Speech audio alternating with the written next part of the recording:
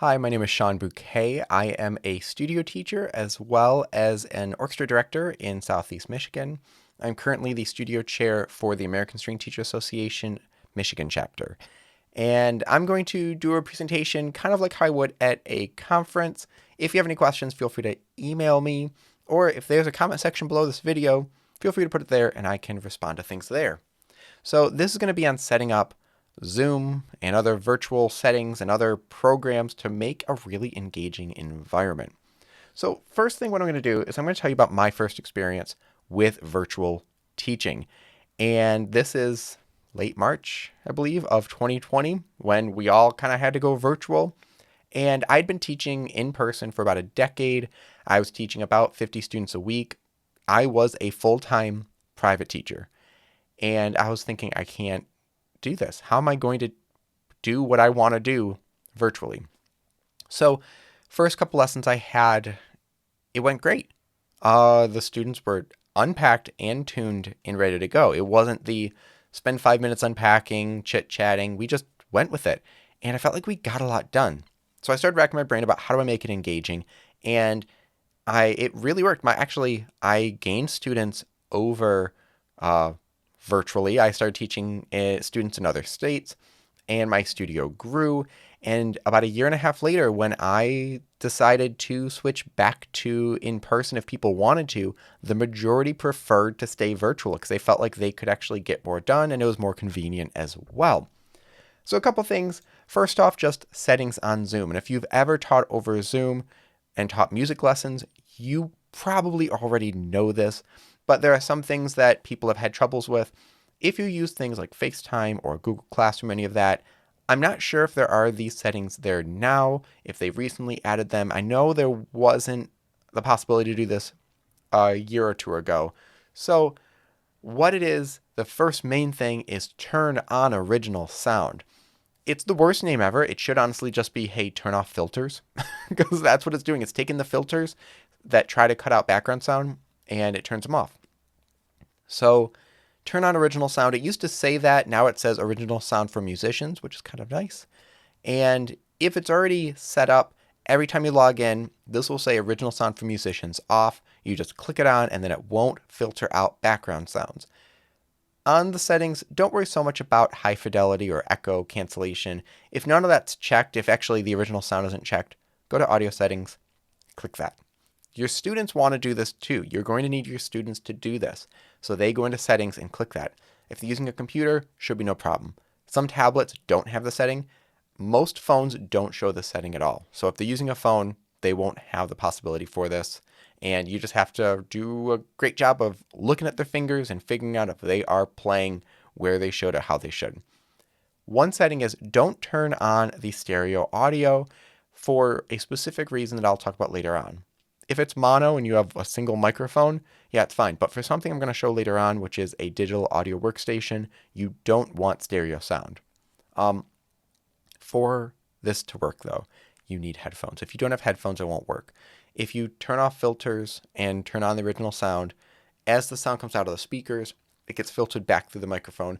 And if you've ever been in a session where you start getting this feedback, and often you hear kind of a beat because there's a delay, so you get this dun, dun, dun, dun, dun. It gets louder and louder. That's what that is. That'll either happen or you will get just nothing and the filters kick on because you're getting that echo. So you need headphones. It works best when both you and the student have headphones, but if just you do, it can work well because you won't get that feedback loop over and over again because you're only hearing it through the headphones. If a student wears headphones, I've heard it, I feel like it can be a little bit better. I can hear them a little bit better, but it's a slight difference and not essential. And some of my students, I'm not going to force them to wear headphones. I like these. These are in-ear monitors. Any headphone can work. The two other things I like to use are open back headphones. These ones, there's no cover here. It's mesh. Other open back ones are a little more obvious. Just search open back headphones. You'll find some. They can be expensive because usually they're really nice studio headphones. And they will leak sound a little bit, meaning if you're really close to a microphone, it will play that sound through there. You can hear it because you don't have that cover. But what's really nice about them is as you're playing, it doesn't feel super muffly. You can hear yourself really, really well. My other favorite are bone conductive headphones. Now I'm going to switch my camera so you can see me more full screen. And bone conductive headphones, this company is called Aftershocks. I've seen them just called themselves Shocks now. There are other brands, but these are the big ones. And I can put them over my other headphones, and you can see that when they sit here, they don't actually sit where my headphones are. They're in front of it. And they don't play sound out of a speaker. Like, they don't blast it towards your ear. It actually vibrates the bone that's right here.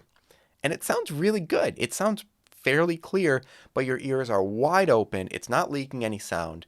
And I use this when practicing. I'll play along to tracks. I'll play along with a metronome, and it's basically in my head.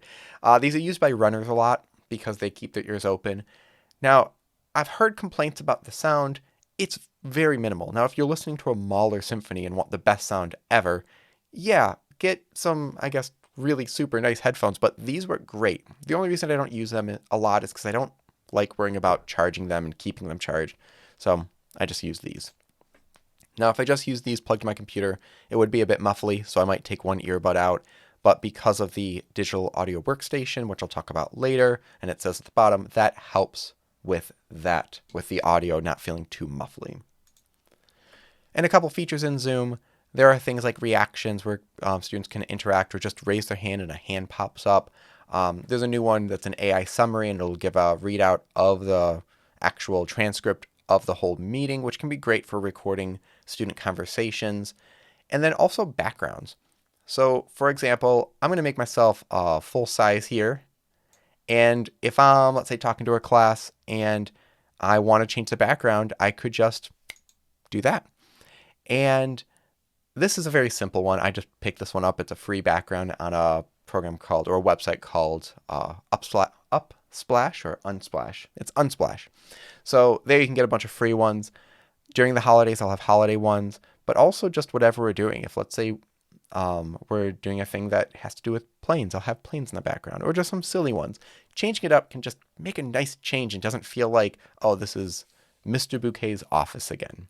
So I'll switch this back, make myself smaller again. But yeah, use backgrounds. And you don't need a green screen for that. For if you're going directly in Zoom, it can kind of figure out what's around you. But Instruments, sometimes it doesn't know what to do with. So you don't need a green screen. I do have one, as you can see with this. And if you use a green screen, I painted my wall green. I got special green screen paint and painted it. If you want to paint a wall green, you don't need green screen paint. You can just get green paint. And there are certain colors that people have found, oh, this one works well. It's like a certain light green or a fluorescent type of green. What makes green screen paint different, besides just being like 4 times as expensive, is it's made chemically instead of mixing blues and yellows. So that way when light hits it, something's different. I guess with the other one, you might get some blues and yellows going in. But for the most part, unless you're like me and just want to make sure you don't get the wrong thing, or you're making cinematic movies, just get that green paint and that's completely fine. Okay. So back to this. Adjust your style of teaching or speaking. I wouldn't speak like this to a normal class because they would not hear me. If I was speaking like this, and I'm going to switch my audio to just my computer and not my fancy microphone, I can talk like normal as well. If I'm standing, still just talk like normal. I had a class recently that I was taking, and the teacher stood the whole time, which was great. It's a very engaging way to be on Zoom. You don't have to be sitting. But he was shouting constantly. So he would talk like this for everything, and I think partially is because that's how he talked to class when he was in person, and he was adjusting to that. But also because he was standing and 5 feet, 6 feet from the computer, he felt like he had to shout to get the audio. But he doesn't need to, and it just sounded like he was shouting at the kids all the time. So don't shout. Just speak normally. It's completely fine and it will work. Another thing is to keep the flow of the conversation going. You don't need to affirm what they're saying. So for example, when people are normally speaking, if you want them to know, like, yep, I'm hearing you, I agree with you, or this is good, keep going, you might, or say just any sounds. If you do that, because there's that delay, students might stop and think you're about to say something. And then you might say, oh, you go on. But they didn't hear that yet. And it gets that sort of, oh, no, you go. And it goes back and forth. So we need to use just more facial expressions or nodding and not do as much vocalization of that. Let's switch back to the screen. And then some things about them sitting. Sometimes it's hard for students to stand and have headphones. Have a reason for them to stand. If you're just like, hey, everyone stand up, move your bodies, and then they sit back down, it didn't do anything. But let's say when we're playing a certain piece or doing a certain thing, everyone stands up. And then lastly, placement of the screen. My screen right now is usually in the center, fairly close to the top of the screen. Can't always get that. But I've been in a lot of meetings where people, I'm going to move my own screen, will have a screen here, and they're talking like this. And it's not engaging because I am looking at the screen, but it doesn't look like I am. It gets even worse if, let's say, you have a dual monitor and you're looking over here a lot of the time. So set up your screen as if you're looking at them. And what's really nice with a classroom setting, I can look at 30 students all at once and make it look like I'm looking at them. And I can't do that in a classroom. I have to move around. Now, I tend to look at myself in the screen to make sure I'm still visible, but feel free to look right at the camera. You know where it is. You can just look right there and talk to people that way if you don't need to look at your own screen. Let's talk about digital audio workstations. So a DAW, which some people call it for a short abbreviation, is a way to just plug things in directly. So this microphone I have does not have a USB port. It has an XLR out, which is what that input is, although this is XLR plus a 1/4 inch. It's kind of both at the same time. So you don't need any fancy microphone, and a lot of them have USB, so you don't actually need that. But what I use this for is plugging my electric violin in. And I'll play electric violin for a lot of students that way because it's just directly through their speakers, and there's no change with that. The reason why earlier I said that you don't want to put on stereo sound is for this specific digital audio workstation, that goes through one channel, that goes through the other. So if my microphone's plugged in one and I have stereo audio, you're just going to hear one ear. You're not going to hear both at the same time. So you just want to keep that mono, and there's no reason to really change that with what we are doing. Violin cam is a thing that I got from Casey Dreesen. He is a great fiddle player. I did a clinic with him, and suddenly he had his instrument up, and this happened.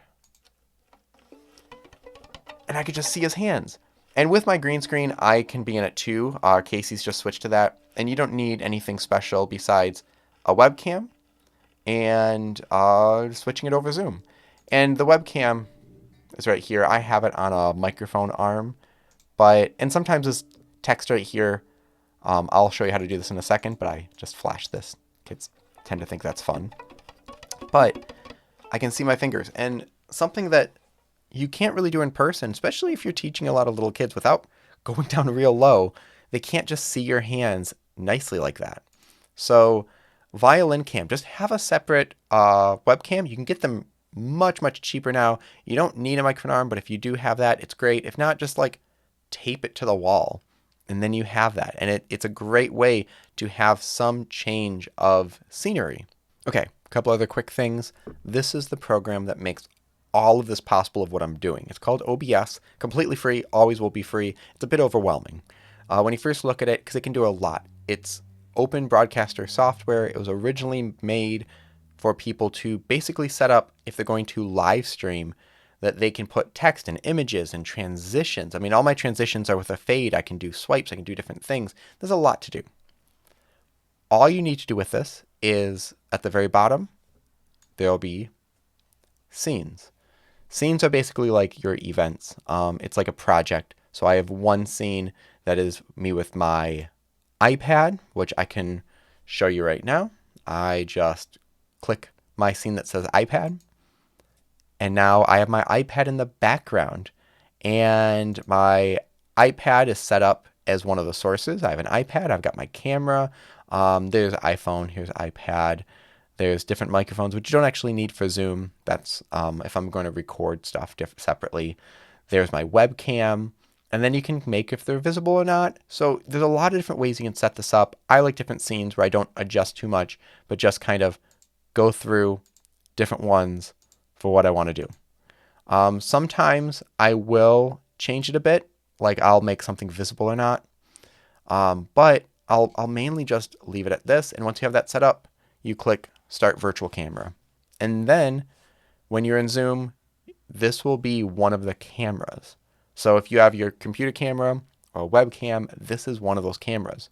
And it's fun to mess around with. It takes a while to set it up. But once you have all your scenes and all your sources, you don't really need to do much editing ever again. You just open it up, click the Start virtual camera, and you're good to go. Here's where I was going to talk about the green screen, but I already went through a bit with it. Besides painting your wall, there are things that you can just put on a chair. I mean, there are sheets you can buy, but there's ones that like elastic to a chair, so it makes a big circle around you, and then you just crop it so you're just within that circle. But yeah, I'm really like using this to make it more engaging. Sometimes it feels like a lot, and I'll just stick to Zoom. But when I want a really engaging class and I want to add stuff in or text or show something and me still be in the screen, I need to use this. And lastly, one thing that I do that really helps is to make a lag-free call is I will use a metronome. Again, let's switch this back over to my main one. I use a microphone stand. You don't actually need it visible, but I can just hook this right in here. Or you could just, if you can get one to fit on your desk and still show it. And when I hit play, I have a microphone going. When you are doing a call and response with students, stick to there. So if I, let's say, was playing D, D, D, D, they play. E, E, E, E, they play. What's going to happen? There is going to be lag. The other students are going to hear that a little bit after. So what I'm going to hear is I'll sing D, D, D, D, dun, dun, dun, dun. And I can't listen to that. I have to listen to it, but I start when the metronome starts again. So I start playing a little before they finish, and usually out of time. Usually it's not like right on the beat. So it takes a bit of practice. But what's great about this is there's no lag for the students. For you, there will be lag. For you, it's like double lag because it's the normal lag and then back. But the students feel like there's just a call and response going. And it works really well to make it where the student doesn't feel like they're waiting on Zoom. It's automatic with them, and it just takes practice of listening and watching, but out of time. And using that, using different scenes, setting up Zoom so you don't have any weird audio issues, you can do so much with this to the point where, like I said, I have students that prefer virtuals over in-person lessons. And it just takes a bit of time, a bit of practice, but if you're comfortable with it, they will be comfortable with it.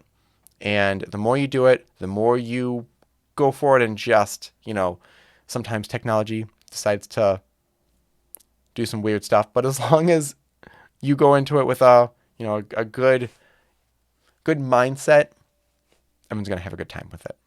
So if you have any questions, let me know down in the comment section below if that's there. If not, just email me. Let me go back. I'll put it on the screen. My email is sean.bouquet@gmail.com. And I'll be happy to answer that. I've even just done some Zoom meetings with people to walk them through setting it up, or phone calls if the Zoom's having issues or anything else. But I'm happy to help you out. I want to make sure everyone feels comfortable doing this because you never know, we might all have to go virtual at some point in the future too, and we should all be ready for it instead of being thrown into it. So thank you very much for attending my virtual session.